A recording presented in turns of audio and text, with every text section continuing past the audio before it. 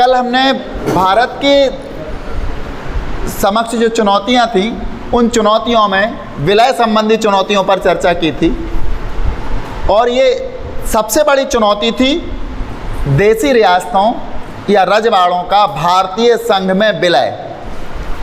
इसके लिए हमारे देश के तत्कालीन गृह मंत्री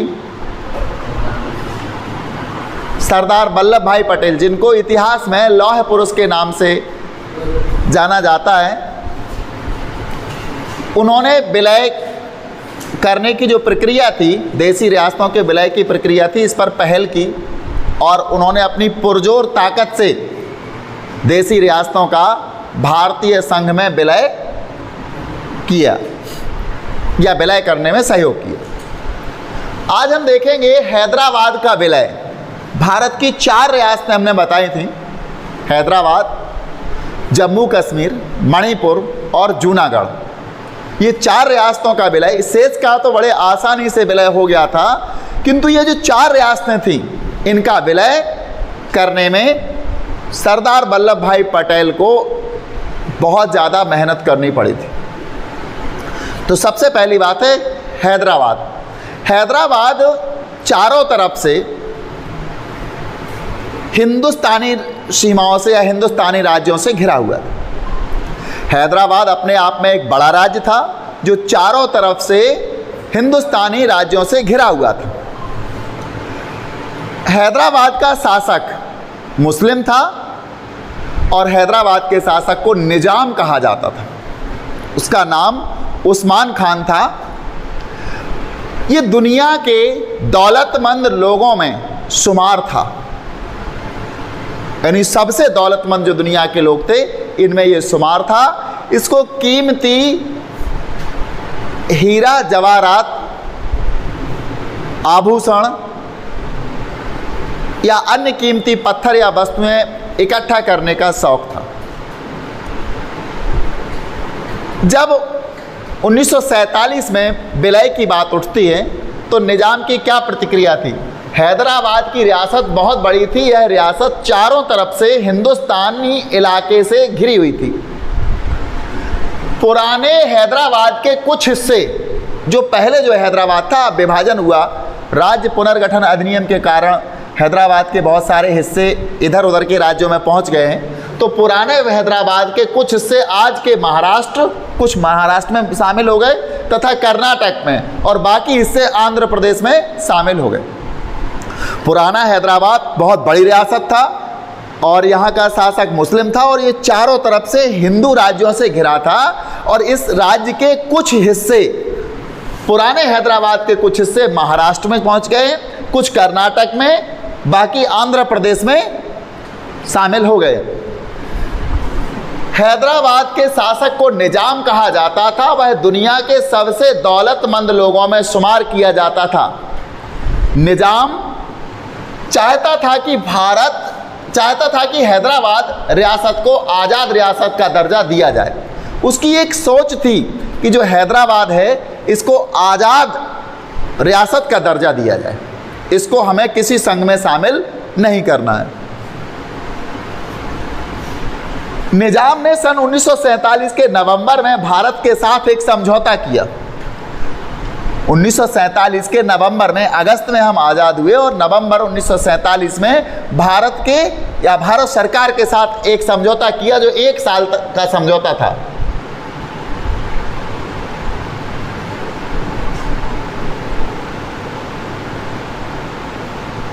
यथास्थिति बहाल रखने का एक समझौता किया। यथास्थिति मतलब जैसी स्थिति है वैसी। निजाम ये चाह रहा था कि पहले जैसे निजाम आज़ाद था वैसी ही हम आज़ादी हमको बनी रहे। यह समझौता 1 साल के लिए था। इस बीच भारत सरकार से हैदराबाद के निजाम की बातचीत जारी रही। यानी यथास्थिति रखने के लिए 1 साल तक के लिए उसने समझौता रखा कि हम 1 साल तक यथास्थिति रखना चाह रहे। तो भारत ने भी सोचा, भारत सरकार ने, कि इसको दे दो समय, हो सकता है 1 साल बाद इसका मन बन जाए। लेकिन भारत सरकार से 1 साल के दौरान बातचीत इसकी जारी रही। ये विलय के नाम पर जब भी बात आती थी इसको टालता था, खींचता था, लंबा खींचता गया।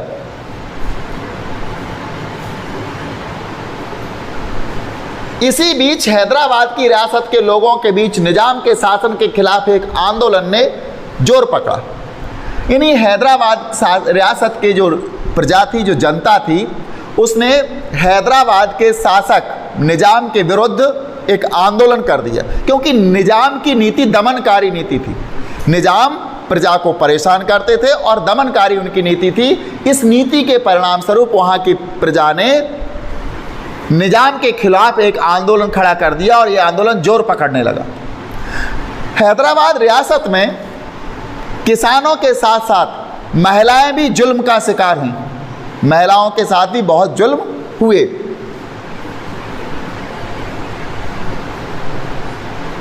वे निजाम के खिलाफ उठ खड़े हुए। महिलाएं निजाम के शासन में सबसे ज्यादा जुल्म का शिकार हुई थी। महिलाएं भी इस आंदोलन में आ जुड़ी। जब वो जुल्म के शिकार हुई तो वो भी इस आंदोलन में आ जुड़ी। किसान, प्रजा सभी उसकी दमनकारी नीति से परेशान थे। महिलाएं खासकर ज़्यादा परेशान थी, तो वो भी इस आंदोलन में आकर के जुड़ गईं।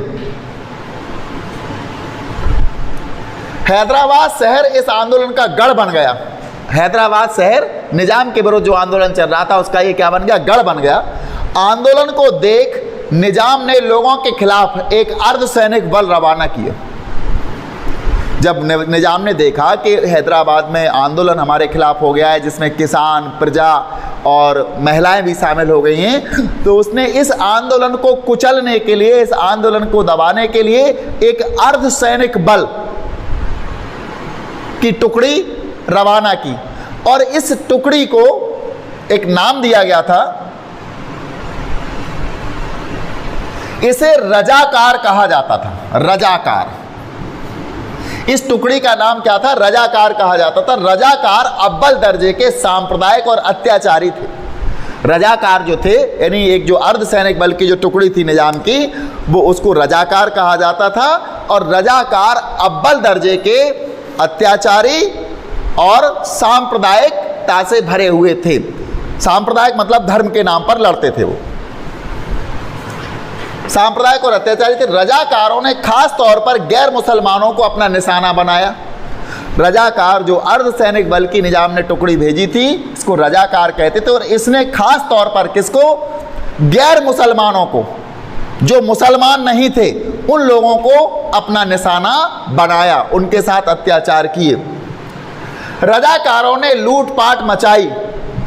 जहां जो सब वस्तु दिखी लूट ली, धन दिखा लूट लिया। ये सैनिक थे, देश की रक्षा करने के लिए थे, राज्य की रक्षा करने के लिए थे, लूटने के लिए ये नहीं थे। तो ये लूटपाट इन्होंने मचाई।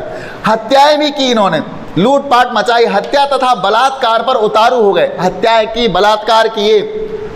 1948 के सितंबर में भारतीय सेना निजाम के सैनिकों को सबक सिखाने के लिए, सितंबर 1948 में भारतीय सेना निजाम के सैनिकों पर काबू पाने के लिए या नियंत्रण पाने के लिए हैदराबाद पहुंची। कुछ रोज रुक रुक कर लड़ाई चली। कुछ रोज हैदराबाद के जो रजाकार थे निजाम के, उनके बीच और भारतीय सेना के बीच रुक रुक कर लड़ाई चली। किंतु अंत में निजाम ने आत्मसमर्पण कर दिया। निजाम की एक ना चली, पराजित होकर निजाम ने भारतीय सेना के समक्ष आत्मसमर्पण कर दिया।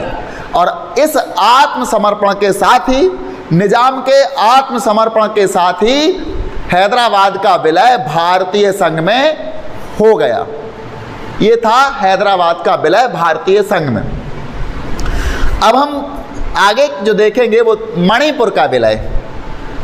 मणिपुर, जूनागढ़ और जम्मू कश्मीर, ये चारों अपन को करने हैं। एक आज हो चुका है, मणिपुर, जूनागढ़ और कश्मीर। ये भी हम आपके विलय करवा के बताएंगे कैसे इनका विलय हुआ। आज हम मणिपुर की बात करें। मणिपुर का जो विलय था, वहाँ के जो राजा थे मेहर चंद थे मणिपुर के। वो भी नहीं चाह रहे थे कि हमारी रियासत का विलय भारतीय संघ में। हमने आपको बताया है, ये 4 रियासतें इतनी ज़्यादा अपने आप को इस कोशिश में थी कि हम स्वतंत्र बने रहे, ये विलय के पक्ष में नहीं थे। तो जब मणिपुर के राजा मेहर चंद, इनसे कहा गया कि आप विलय के लिए तैयार हो जाए, तो ये विलय के लिए तैयार नहीं हुए।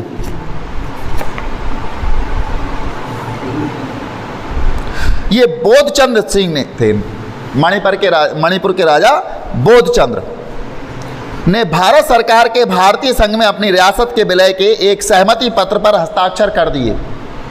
इन्होंने भी विलय के एक सहमति पत्र पर हस्ताक्षर किए थे। इसकी एवज में उन्हें यह आश्वासन दिया गया, भारत सरकार ने जब उन्होंने विलय पत्र पर हस्ताक्षर किए तो इसके एवज में भारत सरकार ने उनको एक आश्वासन दिया था कि मणिपुर की आंतरिक स्वायत्तता बरकरार रहेगी।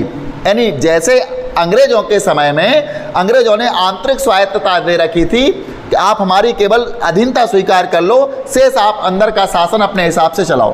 तो भारत सरकार ने भी, हम पूर्व में पढ़ चुके हैं कि भारत सरकार का रवैया देसी रियासतों के प्रति लचीला था। तो इन्होंने ये आश्वासन दिया कि मणिपुर की आंतरिक स्वायत्तता बरकरार रहेगी, आंतरिक रूप से आप आज़ाद रहोगे, बस बाह्य समझौते नहीं कर पाओगे। बाह्य समझौते कौन कौन से? विदेशी मामले, प्रतिरक्षा और संचार, ये केवल भारत सरकार देखेगी और अंदर का आप संभाल लें। जनमत के दबाव में महाराज ने 1948 के जून में चुनाव करवाया। एक बात आप नोट कर लेना, मणिपुर ही भारत का ऐसा पहला राज्य है जहां सार्वभौमिक वयस्क मताधिकार के आधार पर पहली बार मतदान हुआ था भारत में, मणिपुर में। जून 1948 में चुनाव करवाया और इस चुनाव के फलस्वरूप मणिपुर की रियासत में संवैधानिक राजतंत्र कायम हुआ।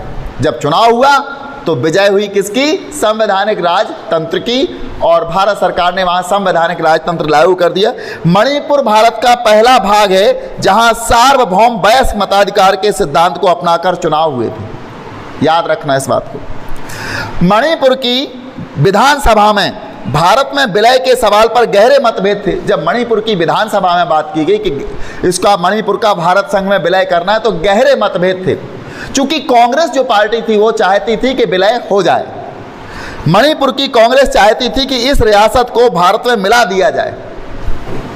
मणिपुर की कांग्रेस का एक ही इच्छा थी कि मणिपुर को भारत में विलय कर दिया जाए, जबकि दूसरी राजनीतिक पार्टियां इसके खिलाफ थी, और जो राजनीतिक पार्टियां थी वो नहीं चाह रही थी कि मणिपुर का विलय भारत संघ में हो। मणिपुर की निर्वाचित विधानसभा के से परामर्श किए बगैर भारत सरकार ने महाराज पर दबाव डाला, यानी वहां के जो महाराज थे बोधचंद्र, उन पर दबाव डाला कि वे भारतीय संघ में शामिल होने के समझौते पर हस्ताक्षर कर दें। भारत सरकार ने बगैर विधानसभा या किसी से सलाह लिए बगैर उन पर दबाव डाला कि आप भारत संघ में विलय पर हस्ताक्षर कर दें। भारत सरकार को इसमें सफलता मिली, यानी महाराज बोधचंद्र ने हस्ताक्षर कर दिए। मणिपुर में इस कदम को लेकर लोगों में क्रोध और नाराजगी के भाव पैदा हुए। जब महाराज बोधचंद्र ने भारत सरकार के दबाव में आकर विलय पत्र पर हस्ताक्षर कर दिए, भारतीय संघ में विलय हो गया, तो इस बात की प्रतिक्रिया स्वरूप वहां की जो प्रजा थी वो विरोध में आ गई महाराज बोधचंद्र के।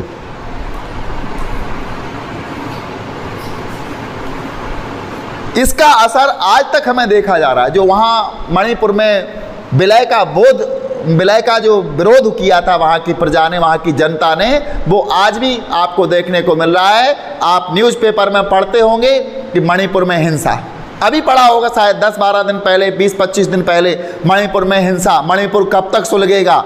1948 से आज तक मणिपुर की जनता इस बात को आत्मसात नहीं कर पाई है कि हम भारतीय संघ में शामिल हो चुके हैं, और इस बात का मलाल, इस बात का खेद वहाँ की जनता को है। आज भी वहाँ हिंसा भड़क जाती है।